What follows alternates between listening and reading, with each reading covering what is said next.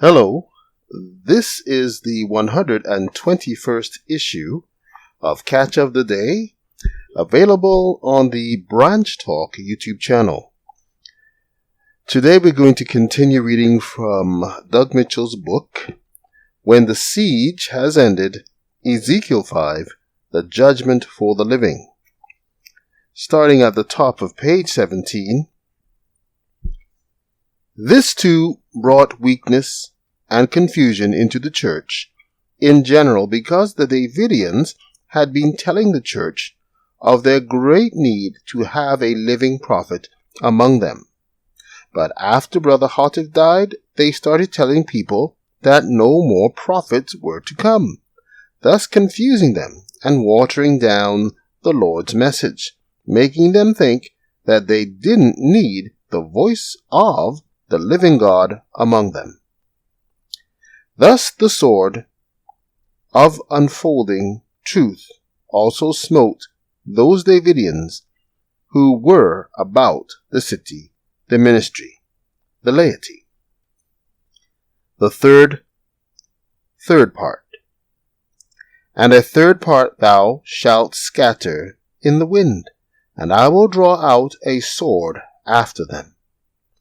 Another result of the rebellion, witchcraft, sorcery, of SDA and Davidian leaderships, when they turned away from God's grace as He was sending new light and began to war against those who embraced the additional messages, and the greater part of the laity blindly accepting their mock investigation of the additional messages rather than investigating the messages for themselves, was that many new people who were coming in contact with the SDA and Davidian movements were discouraged from heartily joining either of them, and either turned away from their fellowships or attended meetings without formally joining them. Ellen White said that the Holy Spirit was not bringing many people into the church at a certain time during her lifetime, due to the poor spiritual condition of those already in the church. The situation is even worse today in both the SDA and Davidian congregations. While the SDA church says that there are around 17 million members worldwide, less than 7% of them are in the U.S., where the Rod and Branch messages received the greatest amount of exposure, and where the opposition against them has been the most open and aggressive and the most embarrassing to the SDA Church. That makes around 1.1 million members in the U.S., but the SDA U.S. membership has been floating around that number for decades. It's estimated that there is another 3 and 7 million people who attend SDA churches worldwide, but who are not baptized members. But those figures don't include a great number of people who have turned away from the church due to many other factors, most all of which have arisen because of the church members failing to come up to the light they already have and not having the characters one would expect from a body of people who seemingly have so much Bible light shining on them. While the foregoing numbers and circumstances apply to the mainline SDAs, the situation is similar in the world of so-called Davidians today. At its height, around the time that Brother Hotif died, there were about 1,400 Davidians.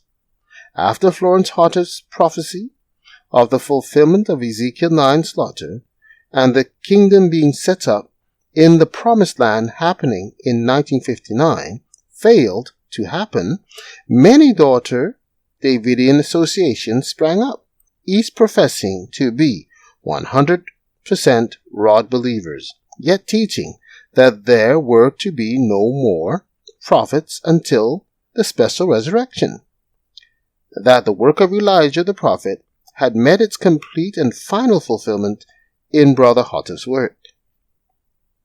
As many of those who were learning the rod message from those daughter associations who were each and every one opposed to the true rod definition and stated need for the living spirit of prophecy, as faithfully emphasized in the branch message, they were discouraged from honestly investigating the branch. The opposition to the branch message and the unrolling of the scroll has been done mainly by misrepresentation and character assassination.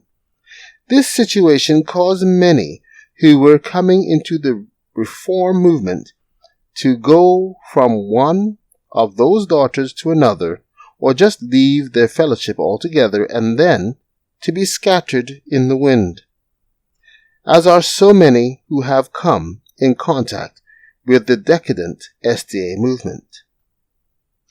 Thus, after the honor, glory, power, and talent, the hair, were taken away from the SDA and Davidian ministries, when they were burned up in the fire of ever-increasing light, and were also taken away from their membership at large when they were smitten with the Lord's sword, the third portion of the hair was scattered in the wind, and a sword was sent out after them.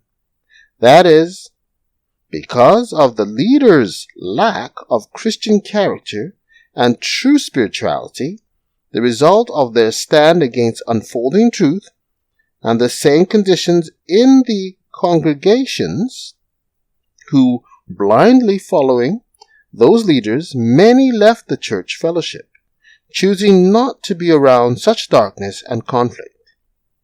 They used those circumstances as an excuse to not participate in the work of correcting the situation and found themselves scattered in the wind.